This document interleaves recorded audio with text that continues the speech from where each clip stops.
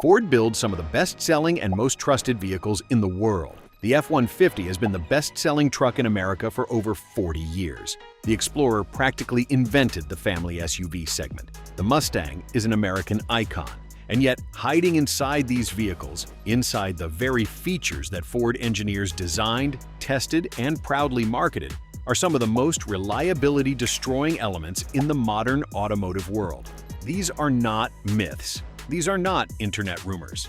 These are documented, real-world problems that have cost Ford owners billions of dollars in repairs and have turned brand-new vehicles into money pits before they ever hit 100,000 miles. Now, to be completely fair, every automaker has its problem areas. Ford is not uniquely bad.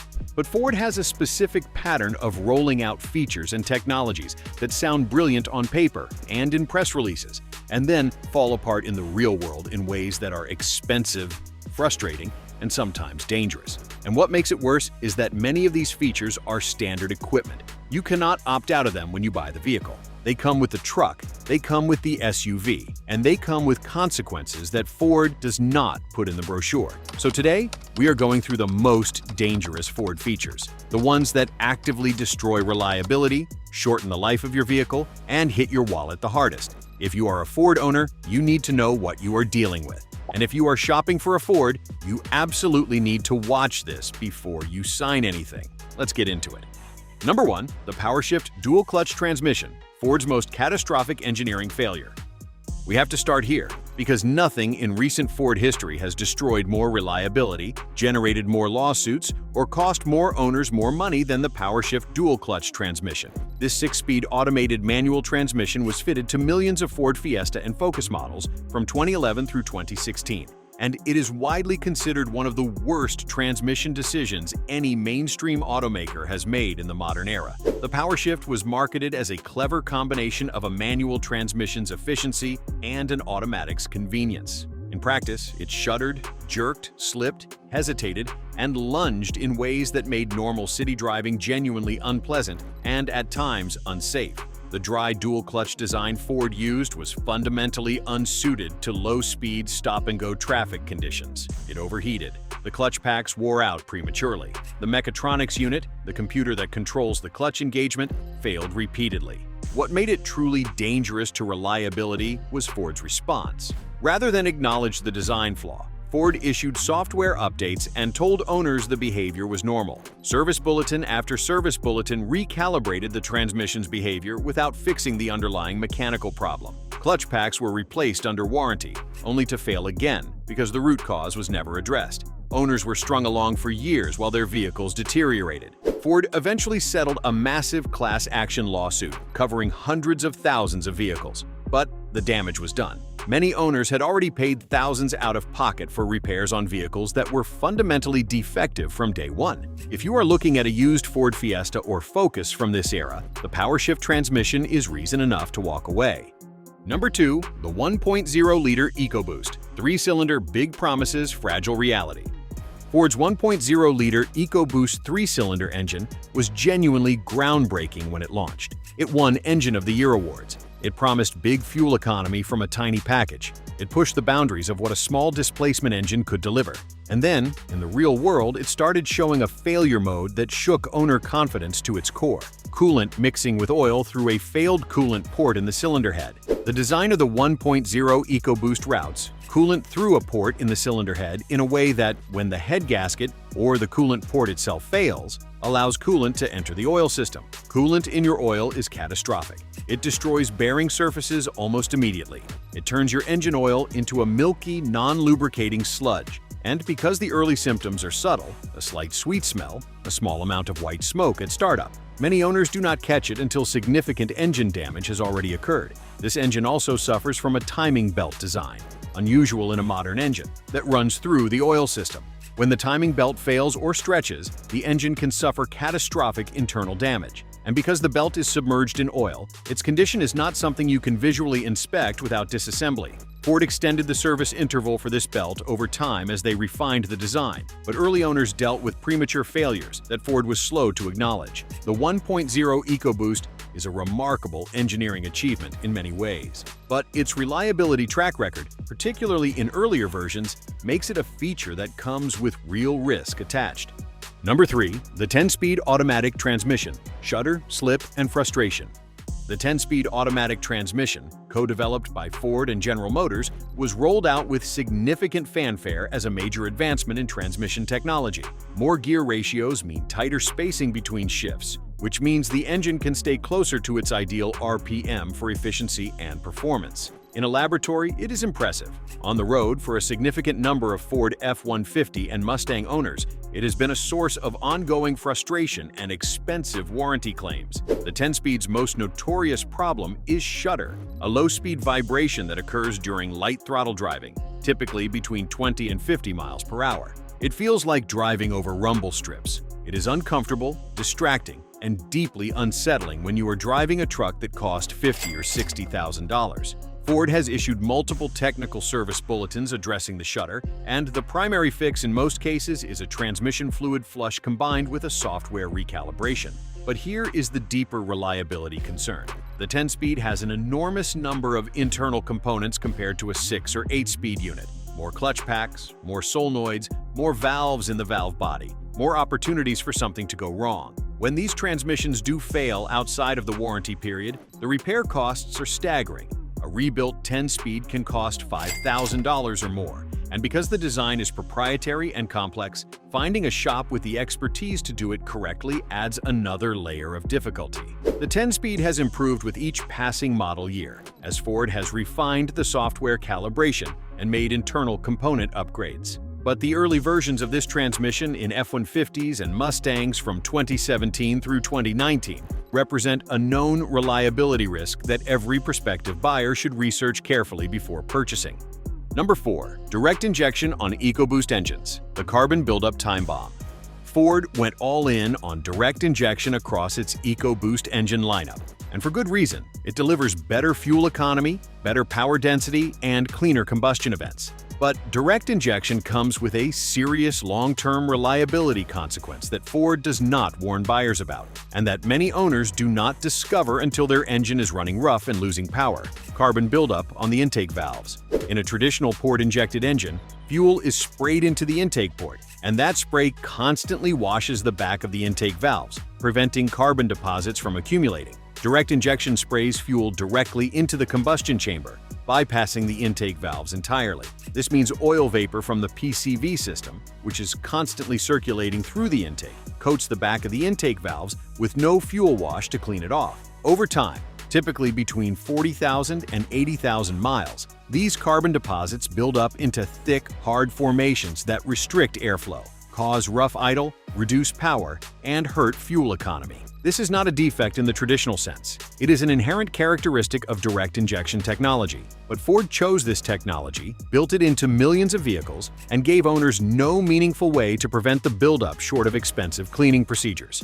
A walnut blasting or chemical intake valve cleaning service costs between $200 and $500 and typically needs to be repeated every 50,000 to 70,000 miles for the life of the vehicle. That is a recurring cost that nobody discloses at the dealership. Ford has since moved many of its engines to a combined port and direct injection system, which solves the problem. But millions of EcoBoost-equipped Fords with direct injection only are on the road right now, accumulating carbon deposits that will eventually affect their performance and reliability. Ford Sync 3 and Sync 4, when the infotainment system becomes a safety issue. Modern Fords are heavily dependent on their Sync infotainment systems for everything from navigation and climate control to trailer brake controller management and towing settings. Sync 3 and Sync 4 are the current generations, and while they represent a genuine improvement over the notoriously terrible MyFord Touch system that preceded them, they still carry reliability and safety concerns that owners deserve to know about. The primary issue is system freezes and crashes. Sync freezes at inopportune moments, mid-navigation while adjusting climate, while managing audio, and requires a hard reset to recover. In a parked vehicle, this is an inconvenience. At highway speed, taking your eyes off the road to troubleshoot a frozen touchscreen is a genuine safety hazard. Ford has issued multiple over-the-air software updates to address stability issues, but complaints about freezing and unresponsiveness persist across model years and vehicle lines. More critically, because so many vehicle functions are routed through sync, including the rear camera display, the active parking assist system, and in some trucks, the trailer management controls. A system crash at the wrong moment means losing access to safety-critical features with no analog backup. The rear camera going dark when you are backing a fifth wheel into a tight space is more than an inconvenience. It is a potential accident. The deeper reliability concern is the long-term software support picture. Ford has a track record of dropping software updates for older sync versions, leaving owners with aging systems that can no longer receive security patches or feature updates, and that gradually become more unstable as the underlying hardware ages. For a vehicle you plan to keep for 10 or 15 years, the sync dependency built into modern Fords is a long-term liability. The 5.4-liter 3-valve Triton V8, 3 catastrophic failure modes in one engine. The 5.4-liter 3-valve Triton V8, found in F-150s, Expeditions, and Mustang GT 500s from the mid-2000s through 2010, is one of the most problematic engines Ford has produced in the modern era, and it has 3 separate, well-documented failure modes that together make it one of the most reliability-destructive power plants in the Blue Oval's recent history. The first failure mode is the spark plug issue we touched on earlier, the 2-piece plug design that breaks off in the cylinder head when removed after too many miles. The second is cam phaser failure. The variable valve timing system on the 3-valve Triton uses cam phasers to adjust valve timing on the fly. These phasers are lubricated by engine oil, and when oil changes are neglected or oil quality is poor, the phasers wear and fail. A failed cam phaser causes a rattling noise on startup, rough running, check engine lights, and eventually can damage the timing chain system. A cam phaser replacement job on a 3-valve 5.4 is a major undertaking that costs several $1,000s at a shop. The third failure mode is the timing chain tensioner. The 3-valve 5.4 uses a timing chain system with hydraulic tensioners that are prone to failure, allowing the chain to jump or skip, which on an interference engine means bent valves and a catastrophic internal engine repair. All 3 of these failure modes are well known in the Ford community, they are well documented by mechanics, and none of them were adequately addressed by Ford during the production run of this engine. If you own one of these trucks, staying on top of oil changes and addressing the first signs of cam phaser noise immediately is the only way to protect yourself. Active grille shutters, the aerodynamic feature that strands owners. Active grille shutters are small motorized vanes behind the front grille of many modern Ford vehicles, F-100s, Explorers, Escapes, and others. Their job is to close at highway speed to improve aerodynamics and fuel economy, and open at lower speeds to allow cooling air to flow through the radiator. It is a clever system that delivers real fuel economy gains in testing. It is also a system with a specific and frustrating failure mode. When the actuator motor or the linkage that controls the grille shutters fails, and it does fail, particularly in cold climates where ice and debris can interfere with the mechanism, the shutters can stick in the closed position. Closed grille shutters block airflow to the radiator. A blocked radiator on a vehicle under any meaningful load, towing, climbing a grade, driving in hot weather, will overheat the engine. And an overheating engine, as we have established, is one of the most destructive events that can happen to any vehicle. The check engine light will illuminate when the shutter actuator fails, but the code is easy to dismiss or ignore if you do not know what to look for. Many owners have discovered the problem the hard way, watching their temperature gauge climb toward the red while driving somewhere without a repair shop in sight. The repair itself is not terribly expensive once diagnosed, but the potential consequence of missing it is severe engine damage from overheating. For a feature that saves a fraction of a mile per gallon in fuel economy, the reliability risk it introduces feels like a poor trade. Ford's electrically assisted power steering, the feel-free road to failure.